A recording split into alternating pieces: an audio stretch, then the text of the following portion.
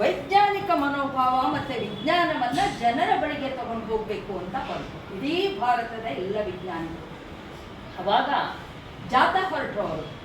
ಆದರೆ ನೀರಿಳಿಯದ ಗಂಟಲು ಕಡುಬು ತುರುಕಿದಂತಾಯಿತು ಅನ್ನೋ ಹಾಗೆ ಜನಗಳು ನಮ್ಮ ದೇಶದಲ್ಲಿ 40 ವರ್ಷದ ಹಿಂದೆ ಮಾತನ್ನ ಹೇಳ್ತಾರೆ, ಅನಕ್ಷರಸ್ಥರಾಗಿ ಅವಾಗಲೇ ಹುಟ್ಕೊಳ್ತು ಸಾಕ್ಷರತಾ ಆಂದೋಲನ. ಇಲ್ಲಿ ಪಾಲ್ಗೊಂಡಂಥ ಹರಿಪ್ರಸಾದ್, ನಾನು ಮತ್ತು ಅರಸೀಕೆರೆ ತುಂಬ ನನಗೆ ತುಂಬ ಹತ್ತಿರ ಲಕ್ಷ ಜನಕ್ಕೆ ಪಾಠ ಹೇಳ್ಕೊಡ್ಲಿಕ್ಕೆ ಶುರು ಮಾಡಿದ್ರು, ಕಲಿಕೆಯನ್ನು ಮಾಡಿದ್ರು. ನಾವು ಹೇಳಿದ ವಿಷಯ ಈಗ ನಾನು ಫ್ರೆಂಚಲ್ಲಿ ಮಾತಾಡಿದರೆ ನಿಮ್ಗೆ ಅರ್ಥ ಆಗುತ್ತಾ? ಇಲ್ಲ ಅಲ್ವಾ ಮಕ್ಕಳ? ಹಾಗಾಗಿ ಫಸ್ಟ್ ಅಕ್ಷರ ಬರಬೇಕು ಅಂತ ಹೇಳಿ ಇಡೀ ಭಾರತದಲ್ಲಿ ಒಂದು ವಿಜ್ಞಾನ ಸಂಘಟನೆ ಹುಟ್ಕೊಳ್ತು. ಕರ್ನಾಟಕದಲ್ಲಿ ಭಾರತ ಜ್ಞಾನ ವಿಜ್ಞಾನ ಸಮಿತಿ, ಕೇರಳದಲ್ಲಿ ಕೇರಳ ಶಾಸ್ತ್ರ ಸಾಹಿತ್ಯ ಪರಿಷತ್, ತಮಿಳುನಾಡಲ್ಲಿ ತಮಿಳುನಾಡು ಸೈನ್ಸ್ ಫೋರಂ, ಆಂಧ್ರದಲ್ಲಿ ಆಂಧ್ರ ವಿಜ್ಞಾನ ಮಂಚ್, ಹೀಗೆ ಎಲ್ಲ ರಾಜ್ಯಗಳಲ್ಲಿ ಹುಟ್ಕೊಳ್ತು.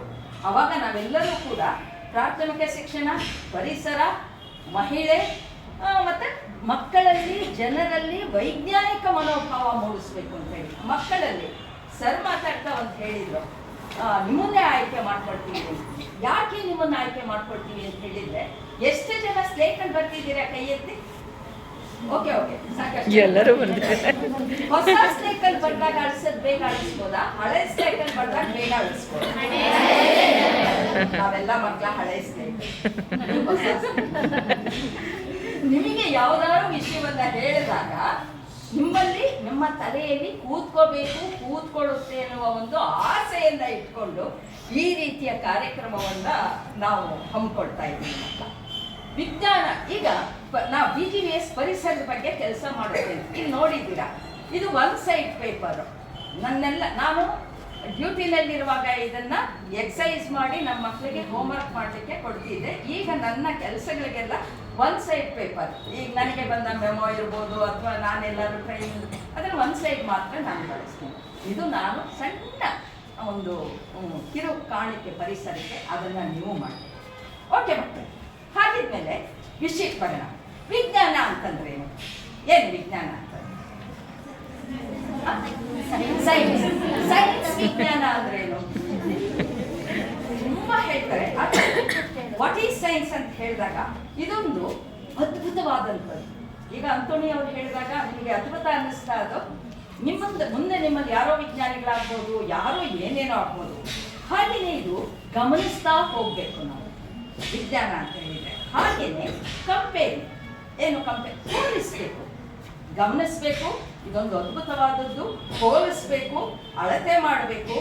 ಇವೆಲ್ಲ ಮಾಡಿದಾಗ ಒಂದು ಹೊಸದರ ಉತ್ಪತ್ತಿ ಆಗುತ್ತೆ. ಇನ್ನೊಂದು ವಿಜ್ಞಾನ ಅಂತ ಹೇಳಿದ್ರೆ ನಮಗೆ ಪುರಾವೆಯನ್ನು ಬದುಕಿಸುತ್ತೆ ವಿಜ್ಞಾನ. ಇದು ಹೌದು, ಇದಕ್ಕಿದಾದ್ರೆ ಇದು ಅಂತ ಹೇಳಿ. ಹಾಗೇನೆ ವಿಜ್ಞಾನ ಅರಸೀಕೆರೆಯ ಈ ಸರ್ಕಾರಿ ಪ್ರೌಢಶಾಲೆಯಲ್ಲಿ 2+2 ಎಷ್ಟು? ಅಮೆರಿಕಾದ ಸ್ಯಾನ್ ಫ್ರಾನ್ಸಿಸ್ಕೋನಲ್ಲಿ 2+2 ಇಟ್ ಈಸ್ ಸೈನ್ಸ್. ಪ್ರಪಂಚದ ಯಾವುದೇ ಭಾಗಕ್ಕೆ ನೀವು ಹೋದ್ರೂ ಕೂಡ ಒಂದೇ ಉತ್ತರವಾಗಿರಬೇಕು, ಅದ್ಯಾವುದು? ವಿಜ್ಞಾನ ಅಂತ ಹೇಳಿ ನಾವು ಹೇಳ್ತಾ ಹೋಗ್ತೀವಿ. ಹಾಗೇನೆ ಪುರಾವೆಯನ್ನು ನಮಗೆ ವಿಜ್ಞಾನ ಒದಗಿಸುತ್ತೆ. ಮುಂದಕ್ಕೆ ನಾವು ಹಾಗೆ ಹೋದ್ರೆ ಏನು ಅಂತ ಹೇಳಿದ್ರೆ, ಹಿಂದಿನ ಕಾಲದಲ್ಲಿ ಮಕ್ಕಳು ಅಂದ್ರೆ ನಾನೇನೆ ಬಹುಶಃ ಅಂತೋಣಿಯವರನ್ನು ಬಿಟ್ಟರೆ ನಾನೇ ಹಿರಿಯರಿದ್ದೆ. ನಿಮಗೆ ಸಿಕ್ಕುವಂತಹ ಸೌಲಭ್ಯಗಳು ನಮಗೆ ಸಿಗ್ತಾ ಇರಲಿಲ್ಲ. ನಿಮಗೆ ಸೆಮಿನಾರ್ಸ್ ಇರ್ತದೆ, ಕ್ಲಾಸಸ್ ಇರ್ತದೆ, ಬೇರೆ ಕಡೆ ಡಿಬೇಟ್ ಇರ್ತದೆ. ಆಮೇಲೆ ಎಲ್ಲದಕ್ಕಿಂತ ಹೆಚ್ಚಾಗಿ ಅಂಡರ್ ದ ಸನ್ ನೋಡುವಂತಹ ಏನಿದೆ ನಿಮಗೆ? ಏನು? Mobile, TV. ಮೊಬೈಲ್ ಇದೆ. ನಮ್ಮ ಕಾಲದಲ್ಲಿ ಅದೇನು ಇರಲಿಲ್ಲ. ಹಾಗಾಗಿ ನೀವು ನಮಗಿಂತ ತುಂಬ ಬರುತ್ತೆ. ಅದ್ರ ಜೊತೆಗೆ ಮಾಧ್ಯಮಗಳಿದೆ, ಇಂಟರ್ನೆಟ್ ಇದೆ, ಹೀಗೆ ಬೇಕಾದಷ್ಟಿದೆ. ಒಂದೇ ಒಂದು ಕ್ಷಣದಲ್ಲಿ ಅಮೆರಿಕಾದಲ್ಲಿ ಏನಾಗ್ತಾ ಇದೆ ನಿಮಗೆ ಗೊತ್ತಾಗುತ್ತೆ. ಹಿಂದೆ ಒಂದು ಕಾಗದ ಬರೆದ್ರೆ ಪೋಸ್ಟ್ನಲ್ಲಿ ಕಾಯ್ತಾ ನಿಂತಿರ್ತಿದ್ವಿ, ಈಗ ಆ ಥರದ್ದೆಲ್ಲ ಇಲ್ಲ. ಹಾಗೆಯೇ ಮುಂದಕ್ಕೆ ಹೋದ್ರೆ ಇವತ್ತು ನಾವು ಏನಾಗ್ತಾ ಇದೆ, ಈ ಮೊಬೈಲು ಇದೆಲ್ಲ ಬಂದ್ಬಿಟ್ಟು ಸೌಂಡ್ ಟ್ರ್ಯಾಕ್ ಅಂತ ಯಾರಾದರೂ ಟೀಚರ್ಸ್ ಕೇಳಿದ್ದೀರಾ? ರೇಡಿಯೋನಲ್ಲಿ ಸೌಂಡ್ ಟ್ರ್ಯಾಕ್ ಬರ್ತಾ ಇತ್ತು ಹಿಂದೆ, ನಿಮಗೂ ಗೊತ್ತಿಲ್ಲ. ಅಲ್ಲ, ಪಿಕ್ಚರ್ ಬರ್ತಾ ಇತ್ತು ವಾರಕ್ಕೊಂದು, ಭಾನುವಾರ ಕಟ್ಟ ಕಟ್ಟ ಕಟ್ಟ ಬಂತು ಕುದುರೆ ಬಂತು, ಫರ್ ಫರ್ ಓ ಕತ್ತಿ ಬೀಸ್ತಾ ಕತ್ತಿ, ನಾವು ಕಲ್ಪಿಸ್ಕೊಳ್ತಿದ್ವಿ, ಕಾಣಿಸ್ತಿರ್ಲಿಲ್ಲ. ಇವತ್ತು ಕುತೂಹಲವಿಲ್ಲದ ಒಂದು ಆಲೋಚಿಸುವ, ಒಂದು ಕಲ್ಪಿಸಿಕೊಳ್ಳುವ ಯುವ ಸಮಾಜ ನಿಧಾನವಾಗಿ ನಮ್ಮಿಂದ ಕಣ್ಮರೆ ಆಗ್ತಾ ಇದೆ. ಏನ್ ಬೇಕು ಹೊಡಿ, ಪಟ್ ಪಟ್ ಅಂತ ಹೊಡಿ, ಬಂತು ತಗೋ, ಜೆರಾಕ್ಸ್ ಮಾಡಿಸು, ತಗೊಂಡ.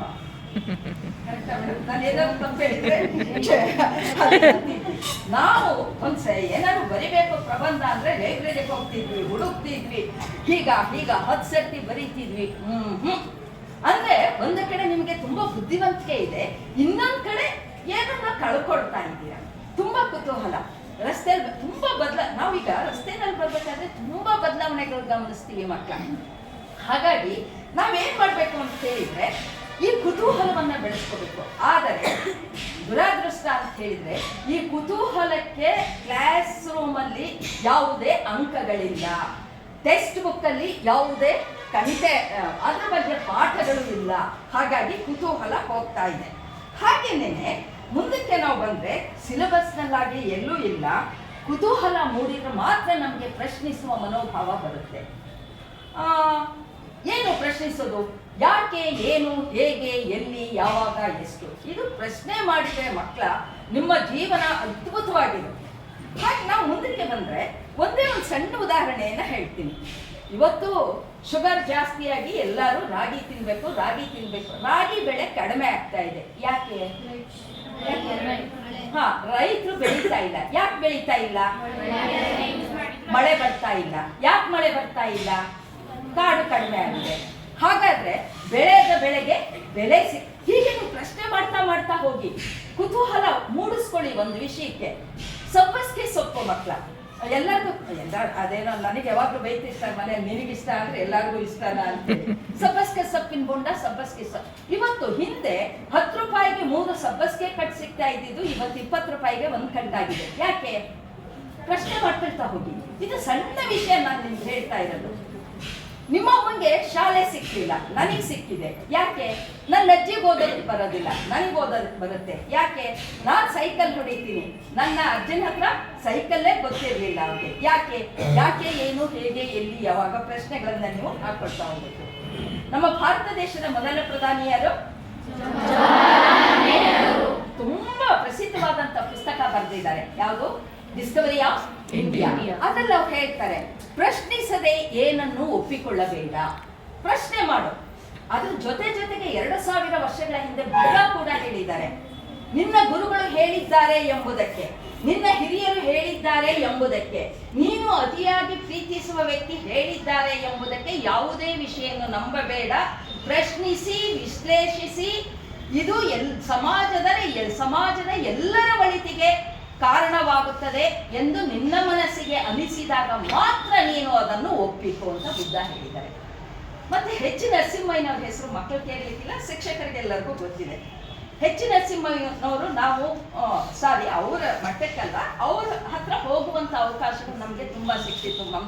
ನಾವು ಎಲ್ಲರೂ ಅವ್ರ ರೂಮಲ್ಲಿ ಹೇಗೆ ಅಂತ ಹೇಳಿದ್ರೆ, ಇಷ್ಟೇ ರೂಮು, ಒಂದು ಗಳದ ಮೇಲೆ ಒಂದು ಪಂಚೆ, ಒಂದು ಲುಂಗಿ, ಒಂದು ದೊಡ್ಡ ಕ್ವಶನ್ ಮಾರ್ಕ್, ಇಷ್ಟೇ ಇದ್ದಿತ್ತು ಅವ್ರ ರೂಮಲ್ಲಿ. ಅವ್ರು ಏನಾಗಿದ್ರು?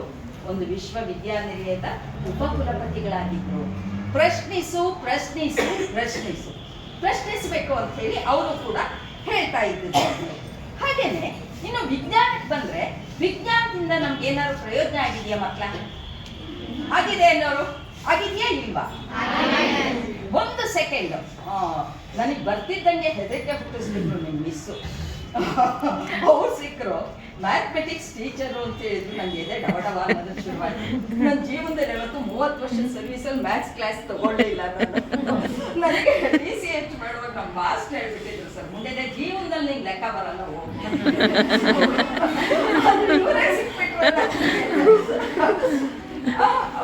ಹಾಗೆ ಇಲ್ಲಿ ವಿಜ್ಞಾನ ಅಂತ ಹೇಳಿ, ವಿಜ್ಞಾನದಿಂದ ಏನ್ ಪ್ರಯೋಜನ ಆಗಿದೆ ಅಂತ ಹೇಳಿದಾಗ, 1 ನಿಮಿಷ ನೀವೆಲ್ಲ ಮ್ಯಾಥ್ಸ್ ಟೀಚರ್ ಅವ್ರು ಹೇಳಿದ್ರು, ನಮ್ಮ ಮಕ್ಕಳು ತುಂಬಾ ಸತ್ಯವಂತರು, ಸುಳ್ಳು ಹೇಳೋದಿಲ್ಲ, ಹೇಳಿದ್ದನ್ನು ಮಾಡ್ತಾರೆ ಅಂತ ಅಲ್ವಾ ಮೇಡಮ್? ನೀವು ಹೇಳಿದ್ರಿ.